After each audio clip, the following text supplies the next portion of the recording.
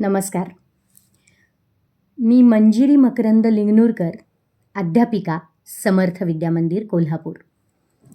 आज ज्या कादंबरीचं वाचन मी करणार आहे ती कादंबरी आहे मध्यरात्रीनंतरचे तास. लेखिका आहेत सलमा आणि अनुवादिका आहेत सोनाली नवांगुळ. कादंबरीच्या सुरुवातीला एक कविता आहे, ती कविता आणि त्यानंतर कादंबरीची सुरुवात असं अभिवाचन करण्याचा मी आता प्रयत्न करते आहे.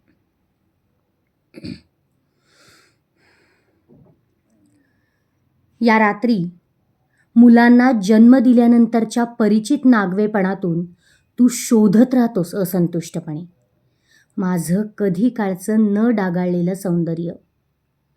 तू म्हणतोस तू खूपच तिरस्करणीय वाटतेस ओटीपोटावर उमटलेल्या गरोदरपणाच्या आडव्या तिडव्या खुणांनी. हटू शकत नाहीत या खुणा माझ्या देहावरून.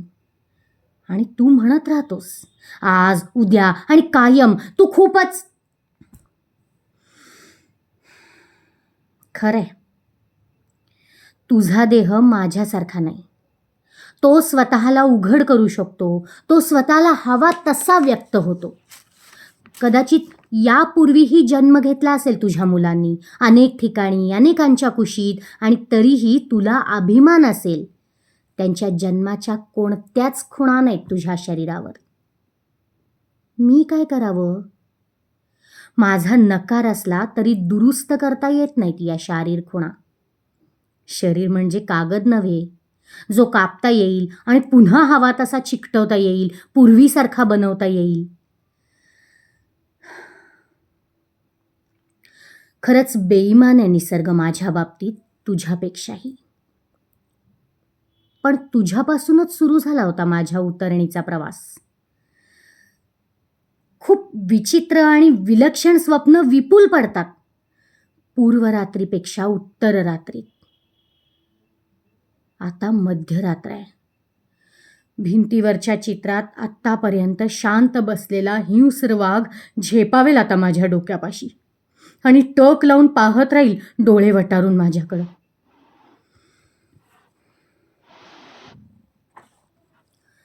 वर्गाच्या खिडकीतून राबिया पाऊस न्याहाळत होती. वर्गापासून थोडं दूर खेळाच्या मैदानालगत सुतारांनी वैशिष्ट्यपूर्ण बनवलेली अशी आसारी दिसत होती. वेगानं येणाऱ्या पावसाच्या धारा आसारीला बिलगून असलेल्या उंच पन्हाळीतून वाहत होत्या. विहिरीत थेट टपकणारं पाणी पिण्यासाठी उपयुक्त, पण बाकीचं वाहणारं पाणी गटारातून वाट काढत होतं. पावसाच्या सोबतीनं वाऱ्याच्या झुळका वर्गाच्या खिडकीतून सारख्या आत येत होत्या आणि त्या झुळकांबरोबर पावसाचे तुषारही चेहऱ्यावर येत होते. ह्या शिडक्याव्यामुळं राबियाला आनंदाचं भरतं येत होतं. अम्माचं मनावर घेऊन ती आज शाळेत आली नसती तर केवढी मजा उकली असती. पावसाळी दिवसात शिक्षक आणि इतर स्टाफ कामावर येतोच असं नाही. शिक्षकांच्या दांड्या म्हणजे मुलांची मजाच. शिक्षक मंडळींना पावसाचं इतकं वावडं असणं ही राबिया आणि तिच्या मित्रमंडळींसाठी टवाळीची गोष्ट. तास संपल्यावर वर्ग बदलताना आपण भिजू या भीतीनं गारटतात वाटतं सगळे शिक्षक. राबियाच्या वर्गातलं टोळकं चेष्टेनं म्हणायचं. शिक्षकांची धास्ती बाळगत सरणारा रोजचा दिवस पावसामुळं त्या दिवशी जल्लोषाचा होऊन गेला होता. गोष्टी सांगत, पळापळीच्या स्पर्धा लावत मुलांनी खूप वेळ आनंद लुटला. ए राबिया, कुणी हाक मारली म्हणून राबिया दचकून वळली. वर्गाची मॉनिटर असलेली राबियाची मैत्रीण उमा म्हणाली, कोणीतरी आलंय बघ तुझ्याकडे, बघ जा काम काय आहे ते. कोण असेल असा विचार करत चकित होऊन बाकीच्या मुलांमधून वाट काढत ती दरवाजाजवळ आली. वर्गाच्या दाराजवळ ड्रायव्हर मुथ्थू छत्री घेऊन उभा होता. अम्मांनी तुला आणायला पाठवलंय. का? राबियानं विचारलं. मला काय माहीत, चल जाऊया. त्यानं आर्जवीसवर लावून थोडी घाई केली. पावसानं प्रफुल्लित झालेला वर्ग सोडून निघायची राबियाची अजिबात इच्छा नव्हती. मी अशी नाही येऊ शकत मुथ्थाने, सगळ्यात आधी मला शिक्षकांची परवानगी मागायला हवी. तू जा घरी, माझ्यासाठी छत्री ठेवून जा.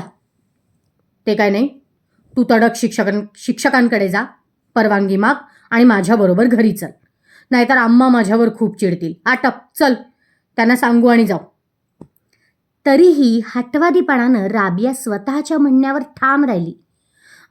नाही, मला थोडं लिखाण आटपायचंय, नाहीतर शिक्षक मला जाऊ देणार नाहीत. तू जा प्लीज. छत्री तिच्याकडे देऊन अनिच्छेनं मुथ्थू तिथून निघून गेला. राबियाला सुटल्याचा आनंद झाला. आता थोड्या वेळानं रस्त्यानं चालत ती घरी जाऊ शकेल.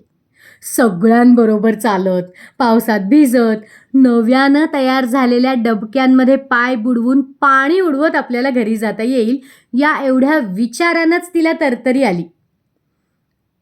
अम्मांनी तुझ्यासाठी कार का पाठवली? काहीतरी महत्त्वाचं तर नसेल ना?